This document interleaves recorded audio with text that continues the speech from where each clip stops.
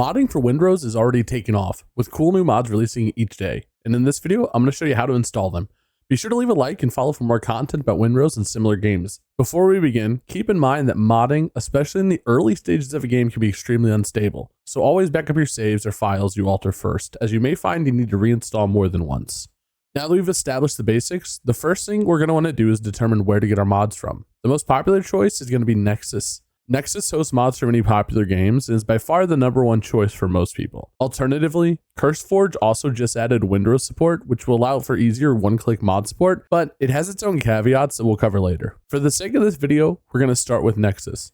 I'd like to note that while there currently is a Windrose mod manager in development, for this video, we're just going to be covering how to manually install them and any other software you might need. First, you're going to want to find the mod of your choice. For this video, I'm going to be choosing the More Tree Resources mod by Icebox Studios.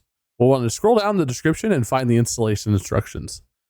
Most mods are relatively simple drag and drop, however, some require additional steps. In the instance of this mod, we can see that for single player, we'll want to install this in the packs folder, and for multiplayer, we'll do the same, but in the Windrose server directory. Let's go ahead and get started with just single player. First, you're going to navigate to the Files section for the mod. Some mods may have different variations. For this mod, we have the options for 2 times, 3 times, 5 times, 10 times, and even 100 times resource multiplier. For the sake of this video, we're going to choose the 5 times. If you're not a premium member, your download may take a bit longer, and this screen might look a little bit different, but no worries. Once it's downloaded, we're going to go ahead and find the zip file in our downloads folder. I'd suggest using a program like WinRAR to open it, but the built-in zip tool in Windows is just fine if you'd rather use it. From here, we'll want to find our game files. Now, we could navigate through our entire Steam folder, but a much easier way is to right-click the game in our Steam app. Then you'll go to Manage, then Browse Local Files. From here, we'll navigate to the R5/content/packs folder. I highly advise creating a mod folder called ~mods by right-clicking the directory, then creating a new folder. For just 1 or 2 mods, this isn't necessary, it just keeps them organized. Now that you're done with that, you can just drag the files into the folder, and it's installed. Now, we can go ahead and load up the game to see. As you can see, we're getting tons of resources from each tree, so we know this one worked. To install it for multiplayer, you'll follow the same steps, but go to R5/builds/Windrose server, content, then packs, and do the same. Keep in mind that for multiplayer, all clients are going to need the same mod unless the mod explicitly states it. Some mods, for example, like clearing the fog of war, can be just client-side. Now, some of the more advanced mods utilize something called UE4SS, which is a scripting system. This is kind of similar to something like SKSC or NVSC if you've ever modded a game like Skyrim or Fallout, but it's going to be a bit more involved. Keep in mind, there can be significant issues with UE4SS and dedicated servers, so I really only advise doing this for single player games. In this example, we'll be looking at the Fast Travel Anywhere mod. Once we're on the page, we'll want to scroll down to the installation instructions and find the UE4SS section. You may notice that there is a UE4SS option available already on Nexus, but as it can have its own issues with bugs and crashes, we're going to be using the latest experimental version. This is going to open up GitHub. From here, we'll scroll down to the bottom. Once here, we'll go to the assets and download the UE4SS zip.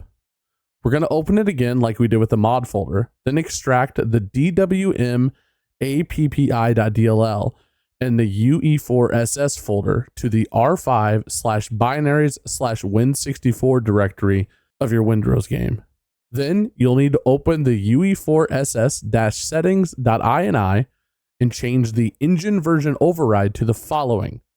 We're going to want to make sure the major version is equals 5 and the minor version is equals 6. Now that you've got UE4SS set up, you'll want to actually install the mods.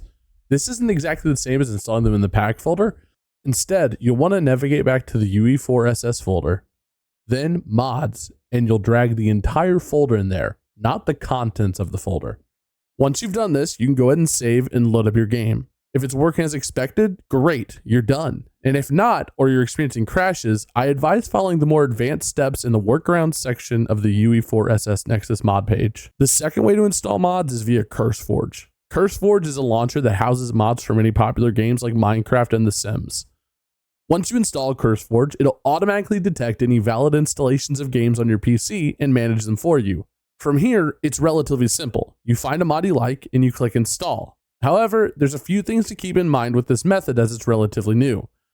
For example, mods that offer multiple options, like our wood mod from earlier, will either only install one option or all of them at once, and you'll need to manually remove the other files and just leave the one you want. On the other hand, any mods that require UE4SS will still require the manual UE4SS install steps at this time. So while CurseForge is great for relatively simple and straightforward drag and drop mods, it can actually make things a little more complicated when you're trying to install mods that require UE4SS or offer multiple choices.